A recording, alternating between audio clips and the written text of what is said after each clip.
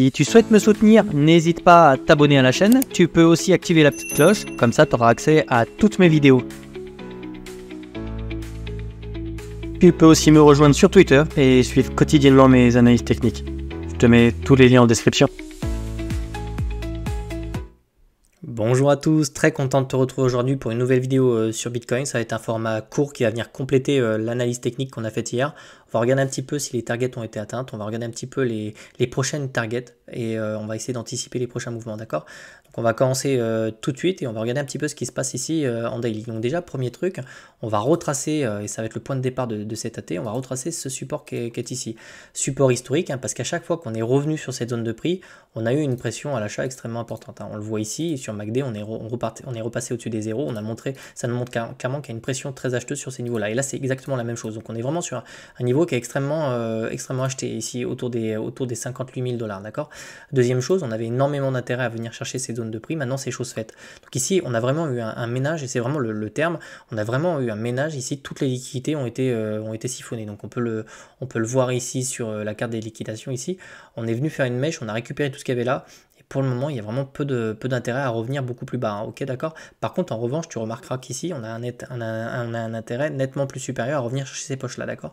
C'est pour ça que pour le moment, j'ai plutôt avoir un biais plutôt bull. Pourquoi? Parce qu'on est passé de l'autre côté de support historique, d'accord. Et qu'en plus de ça, on a des zones d'intérêt qui sont clairement plus intéressantes sur ces niveaux de prix-là, c'est-à-dire autour des 69 900 $, d'accord. On va descendre dans les unités pour un petit peu plus de précision, ok. Donc là, on va passer en 4 heures, on va regarder un petit peu ce qui se passe. Donc on va virer ça. Pourquoi je t'avais mis cette zone de prix? Donc la target dans la vidéo que je t'ai faite hier, c'était vraiment revenir chercher cette zone de prix. C'est chose faite, hein. On était ici, on est revenu là, donc là il y avait un short à prendre, d'accord. Donc pourquoi je t'ai dit ça? Parce que non seulement c'est un wake-off, donc c'est le wake-off de cette pattern là, donc les structures ont une importance, c'est des zones de prix qui sont intéressantes, qui servent comme des aimants, hein, tu vois. Donc on a vraiment le W avec le wake-off ici, et c'est une zone de prix qui est importante sur le Fibonacci. Donc hop, je vais te le mettre ici, je vais te mettre le first stop ici. Donc tu vois, les 38,2 sont pile poil sur la neckline de ce W là. Donc c'est pour ça que c'était une zone de prix qui était intéressante et sur laquelle on pouvait faire un pullback et avoir une espèce de rejet aussi ici comme ça. Tu vois que ça a été racheté. On a des mèches comme ça qui nous montrent qu'il y a un intérêt ici à acheter ce support là, d'accord. Deuxième chose, on le voit ici avec cette droite là, donc je vais te le remettre. On a clairement un momentum ici, on le voit, on a un MACD qui essaie de repasser positif et on a également sur RSI ce petit W qui est en train de se dessiner. Et en général, quand on revient sur le RSI ici, revenir chercher des zones extrêmement survendues, en général l'objectif c'est de revenir chercher des zones surachetées. Je sais pas si, tiens par exemple ici tu vois, en règle générale on vient chercher des zones survendues, l'objectif c'est de revenir des zones surachetées. Là c'est pareil, on vient chercher des zones survendues, le but c'est de chercher des zones surachetées, ok. Et c'est pareil dans l'autre sens, hein. Suracheté, survendu, etc. Et là pour le moment on n'est pas vraiment encore revenu chercher ces zones complètement surachetées, ok. Quasiment, mais là on n'y est pas revenu. Donc pour moi je m'attends vraiment à ce qu'on y revienne, ok. On a des intérêts à revenir là au-dessus parce que probablement qu'ici on a du short, on le voit ici avec la pression vendeuse, ok. Et on a encore plus d'intérêt à revenir chercher les mèches qui se situent ici. Ensuite on pourra éventuellement parler de retracement, etc. Mais les intérêts sont tellement énormes à revenir ça qu'à mon avis ça a une chance d'attirer le marché, ok. Ensuite on va terminer cette vidéo par les produits dérivés et je vais te dire pourquoi. Et aussi j'ai toujours ce biais qui est bull sur ce mouvement là. On va passer en daily et tu vas le voir.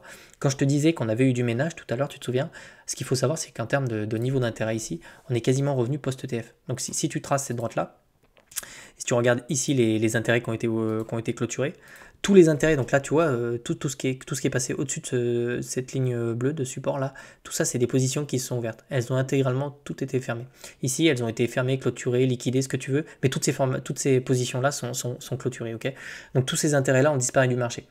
Par contre tu vois qu'ici ça s'ouvre pas pour autant. Hop, je vais enlever ça, mais tu vois qu'ici, le marché, il est comme pas en pause, tu vois, mais les spéculateurs n'ont pas de direction sur ce marché-là, donc ils prennent clairement pas de risque. Parce que sur des niveaux comme ça, on pourrait très bien recasser et repasser dessus, comme on pourrait très bien remonter, ok. Moi, j'ai un biais bull, mais tu vois, les spéculateurs ici, ils ont un petit peu peur, ils prennent pas vraiment de position.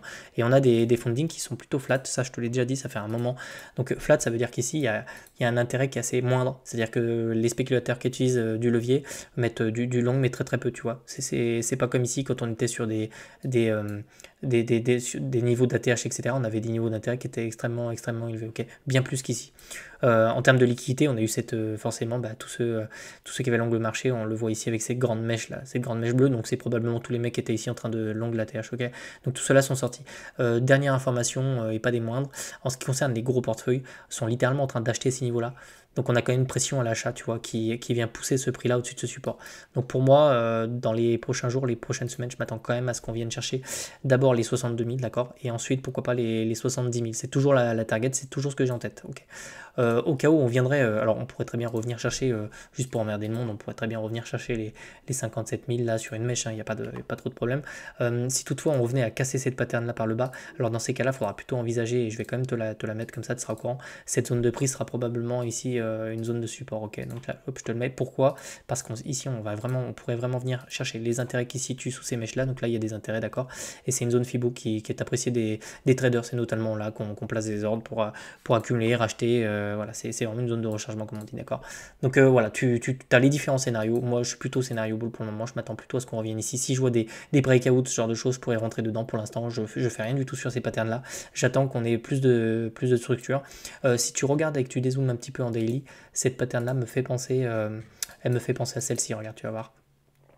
Elle me fait penser à celle-ci, tu vois, regarde, tu vois, on vient ici, là, paf, on vient chercher les liquidités qui se situent là-dessous, on revient ici, là, paf, on pose une espèce de petit W là, comme ça, tac, tac, tac, ensuite on s'affranchit et on vient chercher les liquidités. Bah là c'est vraiment pareil, on vient chercher les liquidités qui sont là-bas dessous, on revient, on fait le petit W, on le break, on revient chercher les liquidités qui se situent. Vraiment, c'est vraiment la pattern qui se dessine déjà, visuellement, et que j'ai en tête. Voilà. Il faut avoir des biais, il faut avoir des scénarios, il faut anticiper. Mes biais et mes scénarios, moi je les étudie, je fais en sorte en fait qu'ils aillent dans le sens de mes analyses techniques et fondamentales. C'est pas je joue avec les probabilités, et pour l'instant quand je vois tout ça, les patterns, les structures, etc., les mèches de rachat là comme ça me laisse penser quand même qu'on a plus de chances d'aller chercher plutôt des targets haussières. Ok, voilà.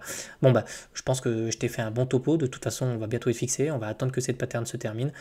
Soit ça nous fait, alors je vais te faire le topo, mais soit ça nous fait une espèce de M-top dégueulasse comme ça et on reviendra chercher plus bas, soit on a vraiment la pattern en forme de W comme ça et on sera assez vite fixé, c'est-à-dire on vient végéter, on casse et ensuite on revient chercher les zones d'intérêt qui se situent là.